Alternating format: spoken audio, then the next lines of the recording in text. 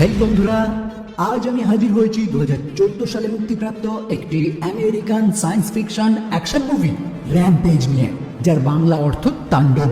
আসলে মুভিতে তিনটি ভয়ঙ্কর জন্তু যখন পুরো শিকাগো শহরে তাণ্ডব চালাতে শুরু করে, শহরের প্রতিরক্ষা বিভাগ তখন মহা সমস্যায় পড়ে যায়। এবার কেন এই তিনটি জন্তু তাণ্ডব চালাচ্ছে বা কিভাবে তাদেরকে প্রতিহত করা হয়, এটাই এই মুভির মূল প্লট। একটি জিন ব্যবস্থাপনা কোম্পানি অ্যাথেনা নামক তাদের একটি প্রাইভেট মহাকাশ স্টেশনে ইঁদুরের উপর কিছু গোপন রিসার্চ করার টাইমে ওই ইঁদুরটি মনস্টারের মতো বিশাল বড় আকারে রূপান্তরিত হয়। ফলস্বরূপ ওই মহাকাশ স্টেশনটি সম্পূর্ণই ধ্বংস হয়ে যায়। কিন্তু তার আগেই সেখানকার একমাত্র বেঁচে থাকা ক্রু মেম্বার ওই স্টেশন থেকে তিনটি বিশেষ ক্যানিস্টার নিয়ে একটি পডের মাধ্যমে ওই মহাকাশ স্টেশন থেকে আলাদা হয়ে যায়। আর এই যে তিনটি ক্যানিস্টার এই ক্রু মেম্বার সংগ্রহ করলো, এটাতেই রয়েছে সেই বিশেষ উপাদান যার মাধ্যমে একটি ইঁদুর শক্তিশালী এবং বড় আকৃতিতে রূপান্তরিত হয়েছে। আর এই ক্যানিস্টারগুলি সে ওই মহাকাশ স্টেশন থেকে সংগ্রহ করতে বাধ্য হয়েছে এনার্জিন কোম্পানির সিইও ক্লেয়ার ওয়াইডেনের কথায়। কারণ এনার্জিন কোম্পানি তাদের এই রিসার্চের পিছনে বহু টাকা খরচা করেছে, তাই এভাবে তাদের রিসার্চ ব্যর্থ হয়ে যাবে এটা তারা কখনোই চায়নি। যে কারণে ওই ক্রু মেম্বারকে বাধ্য করা হয় ওই ক্যানিস্টারগুলি নিয়ে পৃথিবীতে ফিরে আসতে। কিন্তু দুর্ভাগ্যের বিষয়, যে পডের মাধ্যমে সে পৃথিবীতে ফিরে আসছিল সেটাও মাঝ আকাশে ধ্বংস হয়ে যায়।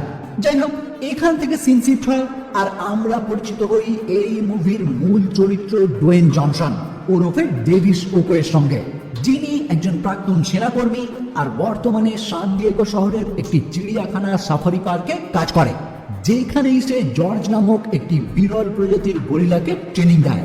আসলে ডেভিস সেনাবাহিনীতে কাজ করার টাইমে কিছু শিকারীদের হাত থেকে এই গরিলাটিকে বাঁচিয়েছিল, আর তারপর তাকে এই চিড়িয়াখানায় রাখা হলেও ডেভিসই তাকে ছোটবেলা থেকে পর্যবেক্ষণ করে আসছে।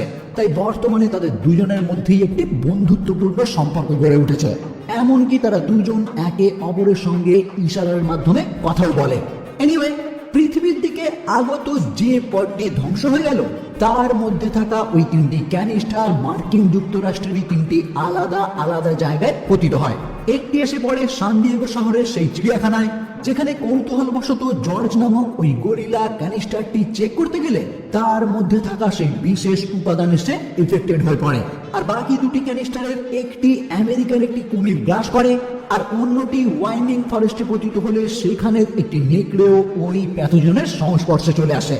এবার আগেই যেহেতু আমি আপনাদের জানিয়েছি এই ক্যানিস্টারগুলিতে থাকা বিশেষ উপাদানের মাধ্যমে একটি ইঁদুরও বিশাল বড় আকারে রূপান্তরিত হয়েছিল, তাহলে নিশ্চয়ই আপনারা ধারণা করতে পারছেন এই তিনটি ভিন্ন জন্তু যে ওই প্যাথোজেনের সংস্পর্শে আসলো তাদের সঙ্গে তাহলে কি হতে চলেছে।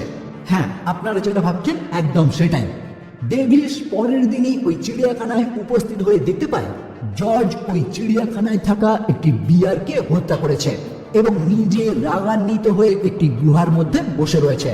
যেটা দেখে ডেভিস তার সঙ্গে কথা বলতে গিয়ে বুঝতে পারে এই এক রাতেই জর্জের আকৃতি যেন ডাবল হয়ে গেছে, যেটা ডেভিসের কাছে একদমই অবিশ্বাস্যকর মনে হয়। কিন্তু সৌভাগ্যের বিষয়, ওই স্থানে পতিত হওয়া সেই ক্যানিস্টারটি ডেভিস ওই স্থান থেকে উদ্ধার করে ফেলে এবং তার সন্দেহ হয় ওই ক্যানিস্টারের কারণেই হয়তো জর্জের বর্তমানে এই অবস্থা হয়েছে। ফলে সঙ্গে সঙ্গে ডেভিস ওই ক্যানিস্টারটি একটি ল্যাবে নিয়ে যায় পরীক্ষা করার জন্য, এবং একই সঙ্গে জর্জেরও পরীক্ষা নিরীক্ষা শুরু হয় এটা দেখার জন্য তার মধ্যে এই রকম পরিবর্তন কিভাবে হয়েছে। এদিকে নিউজ চ্যানেলে যখন একটি চিড়িয়াখানার একটি গরিলার এইরকম উদ্বিগ্ন আচরণ সম্বন্ধে খবর দেখানো হয় এবং একই সঙ্গে অ্যাথেনা নামক ওই মহাকাশ স্টেশন ধ্বংসের খবর চারিদিকে ছড়িয়ে পড়ে, তখনই ডক্টর কেট কল্ডওয়েল নামক একটি লেডি ডক্টর সোজা দেখা করে ডেভিসের সঙ্গে। কারণ সে অনুমান করতে পেরেছে জর্জ নামক ওই গরিলার এইরকম হঠাৎই চেঞ্জ হওয়ার কারণ কি।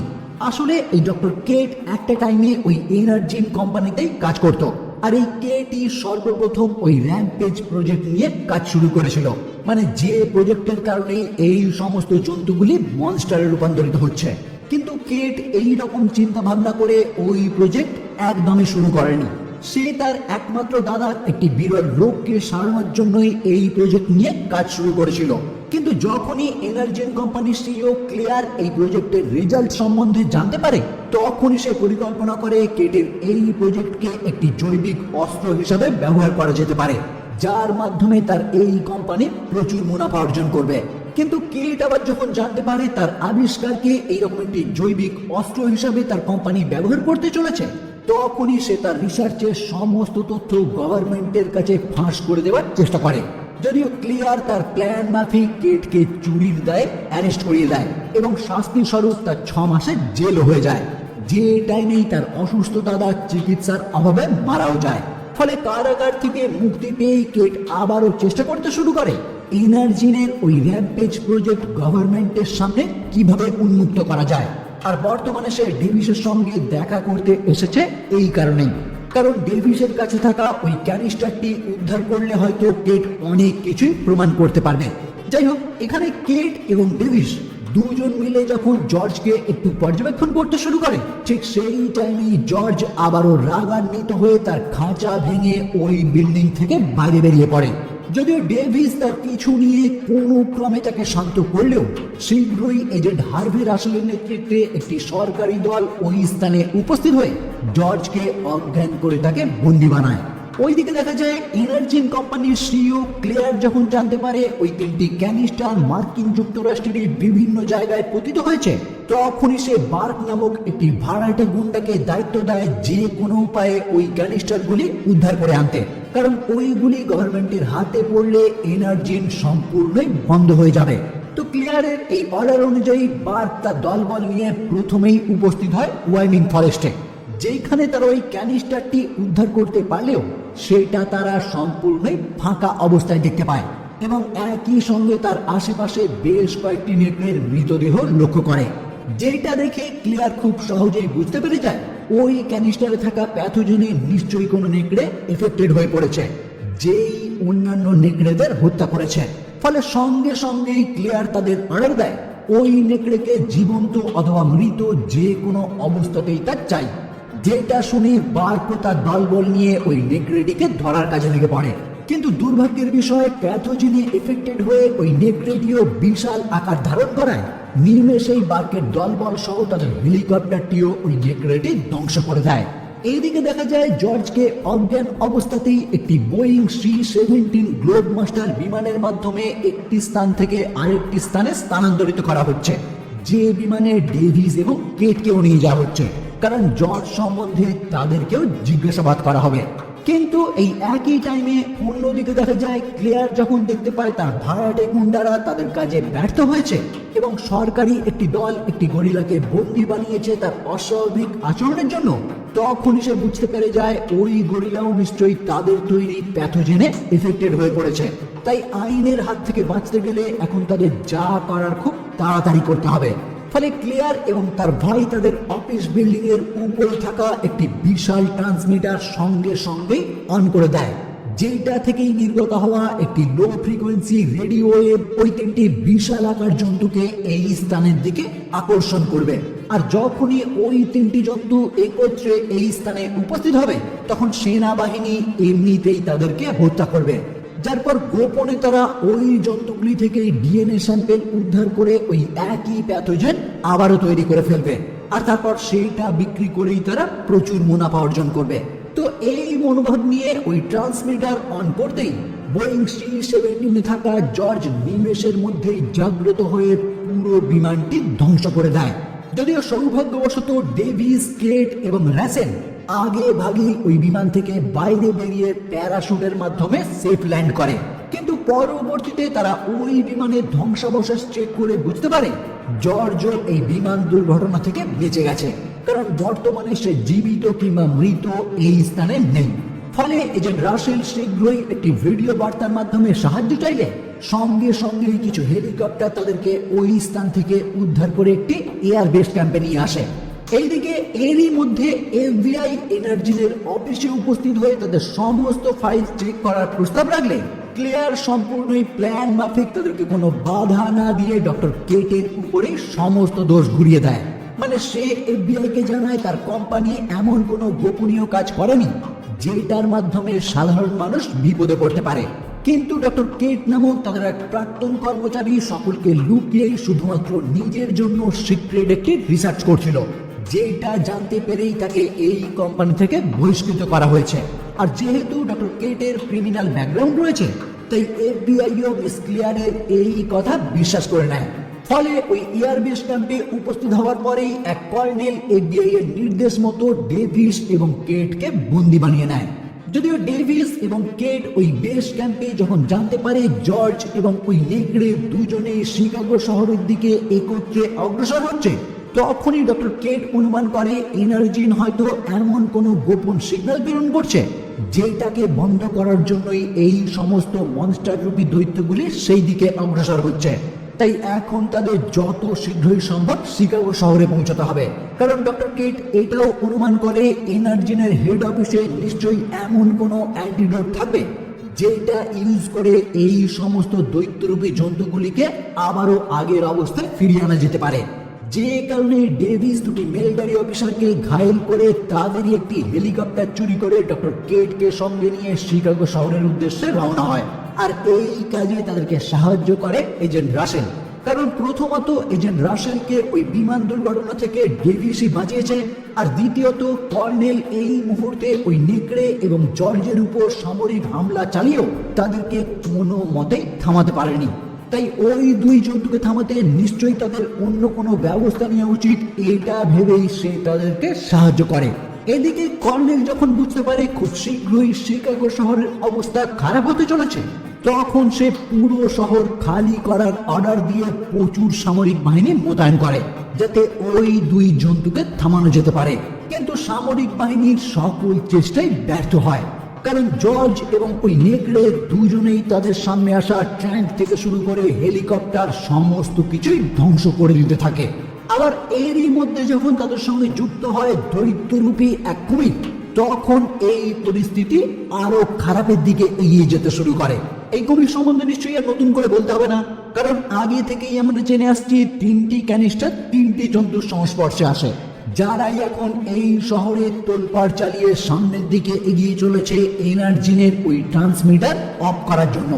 যাই হোক, এদিকে দেখা যায় ডেভিস এবং কেট এনার্জিনের রিসার্চ সেন্টারে উপস্থিত হয়ে বিভিন্ন জায়গায় খোঁজাখুঁজি করে দেখতে শুরু করে ওই স্থানে প্রজেক্ট র্যাম্পেজের কোনো প্রতিষেধক রয়েছে কিনা।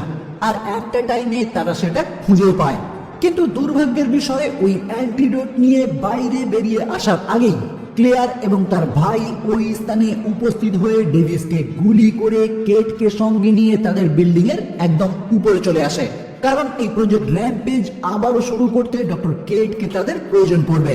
কিন্তু দুর্ভাগ্যের বিষয়, হেলিকপ্টারের মাধ্যমে এই স্থান থেকে পালিয়ে যাবার আগেই ওই জন্তুগুলি এই বিল্ডিং এ উপস্থিত হলে ক্লিয়ারের ভাই বিট প্রথমেই এই স্থান থেকে পালিয়ে যায়। আর পরবর্তীতে জর্জ যখন এই বিল্ডিং এর উপরে উপস্থিত হয়ে সেই ট্রান্সমিটার ভাঙতে শুরু করে, তখন ক্লিয়ার এবং কেটও পড়ে যায় মহাবিপদে। যদিও এই টাইমে আহত ডেভিস সেই স্থানে উপস্থিত হয়ে কেটকে ওই বিপদ থেকে রক্ষা করে, কিন্তু এর পরও ক্লিয়ার আবারও তাদেরকে মেরে ফেলার হুমকি দেখিয়ে ডেভিসকে অর্ডার দেয় তার পরিচিত এই গরিলাকে সে যেন কিছুক্ষণের জন্য হলেও শান্ত করার চেষ্টা করে, যাতে সেই টাইমে ক্লিয়ার এখান থেকে পালাতে পারে। কিন্তু ডেভিস তার চেষ্টা করার আগে জর্জ ক্লিয়ারকে সম্পূর্ণই গিলে ফেলে। ফলে ক্লিয়ারের ব্যাগে থাকা প্রজেক্ট র্যাম্পেজের একটি প্রতিষেধক জর্জের মধ্যে চলে যায়, যে কারণে জর্জ ধীরে ধীরে আবারও আগের অবস্থায় ফিরতে শুরু করে। মানে সে যে হঠাৎ করে রাগান্বিত হয়ে পড়ছিল, সেটা থেকে সে মুক্তি পায়। এইদিকে দেখা যায় এজেন্ট রাসেলও ওই বিল্ডিং এ উপস্থিত হয়ে ক্লিয়ারের ভাইয়ের কাছ থেকে তার কোম্পানির সমস্ত নথিপত্র হাতিয়ে নেয়। যার পরও ব্রেট এই স্থান থেকে পালানোর চেষ্টা করলে একটি ধ্বংসস্তূপের তলায় চাপা পড়ে সে ওই স্থানেই মারা যায়। এইদিকে ওই বিশাল আকৃতির নেকড়ে এবং কুমির ওই বিল্ডিং এ তাণ্ডব চালাতে শুরু করলে নিমেষের মধ্যেই ওই বিল্ডিংটি ধ্বংস হয়ে যায়। যদিও ডেভিস এবং কেট ওই বিল্ডিং এর উপরে থাকা একটি হেলিকপ্টার ক্র্যাশ ল্যান্ডিং এর মাধ্যমে এই ধ্বংস হওয়া থেকে বেঁচে যায়, কিন্তু এখনো আসল বিপদ কাটেনি, কারণ ওই জন্তুগুলি এখন নিজেদের মধ্যেই লড়াই করতে শুরু করেছে। আর তাদেরকে থামানোর জন্যই কর্নেল তার সামরিক বাহিনীকে অর্ডার দিয়েছে এই শহরে একটি বড় বিস্ফোরণ ঘটানোর জন্য, যে কারণে একটি GBU-43B বিমানও রওনা করা হয়েছে শিকাগো শহরে হামলা চালানোর জন্য। কিন্তু এখনো এই শহরে বহু সাধারণ মানুষ রয়েছে যারা ওই বিস্ফোরণের ফলে মারা যাবে। ফলে ডেভিস সঙ্গে সঙ্গে ডক্টর কেটকে অনুরোধ করে সে যেন যে কোনো উপায়ে এজেন্ট রাসেলের সঙ্গে দেখা করে এই বিস্ফোরণ আটকায়। ফলে কথা অনুযায়ী ডক্টর কেটও একটি গাড়ি নিয়ে সোজা উপস্থিত হয় রাসেলের কাছে। যে কেটের থেকে সমস্তটা শোনার পর কর্নেলকে ফোন করে রিকোয়েস্ট করে তিনি যাতে এই বিস্ফোরণ আটকে দেন, কারণ ওই স্থানে এখনো অনেক সাধারণ মানুষ রয়েছে আর ওই জন্তুদের আটকানোর জন্য আলাদা ব্যবস্থাও তারা করে ফেলেছে। ফলে এজেন্ট রাসেলের কথা শুনে কর্নেল যখন ওই স্থানের ভিডিও দেখতে শুরু করে তখনই সে দেখতে পায় ডেভিস এবং জর্জ দুজন মিলে ওই দুই মনস্টারের বিরুদ্ধে লড়াই শুরু করেছে। আমি আগেই আপনাদের জানিয়েছি জর্জের উপর ওই অ্যান্টিডোট প্রয়োগ করার ফলে জর্জ সম্পূর্ণই আগের অবস্থায় ফিরে গেছে, শুধুমাত্র তার আকৃতি এখন বড় হয়ে রয়েছে। তাই বর্তমানে জর্জ এখন ডেভিসের সমস্ত কথাই শুনছে। তো জর্জের সাহায্যে ডেভিস ওই নেকড়েকে প্ল্যান মাফিক সেই কুমিরের সামনে উপস্থিত করলে কুমিরটি নিমেষেই ওই নেকড়ের মাথা ছিঁড়ে তাকে হত্যা করে। কিন্তু তারপরেই ওই কুমিরই অগ্রসর হয় জর্জের দিকে, যেটা দেখে ডেভিস তাকে বিভিন্ন উপায়ে আটকানোর চেষ্টা করে যাতে জর্জ তার হাত থেকে বাঁচতে পারে। কিন্তু লাস্ট পর্যন্ত দেখা যায় জর্জ তার হাতে গুরুতরভাবে আহত হয়ে পড়লেও একটি রড ওই কুমিরের চোখে ঢুকিয়ে জর্জই তাকে হত্যা করে। ফলে বিপদ কেটে গেছে দেখে কর্নেলও ওই শহরে বোম নিক্ষেপ স্থগিত রাখে এবং পুরো শহর একটি বড় বিপদ থেকে মুক্তি পায়। আর এইখানেই এই মুভি সমাপ্ত হয়। তো কেমন লাগলো বন্ধুরা আজকের এই ভিডিও অবশ্যই আমাকে কমেন্টে জানাবেন, আর ভালো লাগলে ভিডিওটি লাইক করে বন্ধুদের মধ্যে অবশ্যই শেয়ার করবেন। আমার এই চ্যানেলে যদি প্রথম হয়ে থাকেন তাহলে অবশ্যই চ্যানেলটি সাবস্ক্রাইব করে বেল আইকনটি ক্লিক করে দেবেন যাতে এইরকম ভিডিও সবার আগে পৌঁছে যায় আপনার কাছে।